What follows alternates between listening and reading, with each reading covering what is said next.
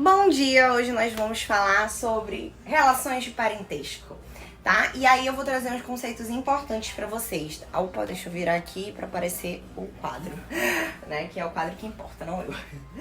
O que seria parentesco? É o vínculo que une duas ou mais pessoas em um só tronco e ele pode ser de origem natural ou pode ser de origem civil, tá? O que seria de origem natural? Seria um pai, um filho biológico, um irmão biológico, né? E civil, um parentesco por afinidade ou através da adoção, tá? O que são parentes em linha reta? São os ascendentes ou descendentes. É o pai, é o avô, é o neto, é o filho, tá? O que são parentes em linhas colaterais? Aqueles que derivam de um só tronco, mas eles não são descendentes um dos outros. Então seriam os tios, seriam os primos, seriam os irmãos. Agora vamos ver o que são graus. É a distância entre gerações. Então meu irmão é meu parente de segundo grau, porque ele passa pelo meu pai e minha mãe para poder chegar até ele, tá? E se eu tenho um tio, ele vai ser parente em que grau? Se eu tiver um tio, ele vai ser meu parente em terceiro grau, porque passa pelo meu pai, passa pelo meu avô para poder chegar no meu tio. E se eu tenho primos, eles são parentes de quarto grau, tá?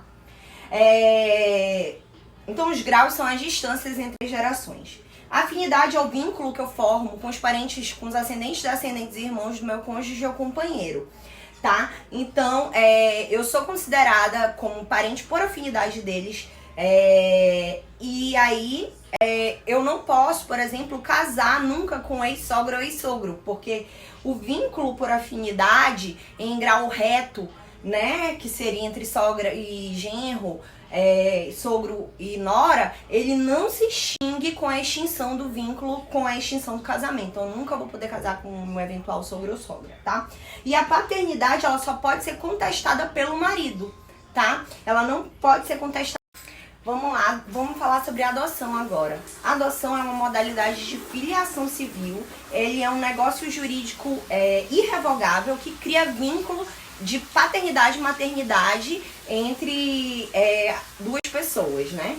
A legitimidade. Qualquer pessoa maior de 18 anos pode ser adotante, desde que haja uma diferença de 16 anos entre a pessoa que adota e a pessoa que é adotada. Lembrando que a jurisprudência, ela tem alguns casos que ela relativiza essa diferença de idade. Que mesmo que não tenha os 16 anos de diferença, ela autoriza a adoção, tá? Mas aí precisa ser judicializado, né?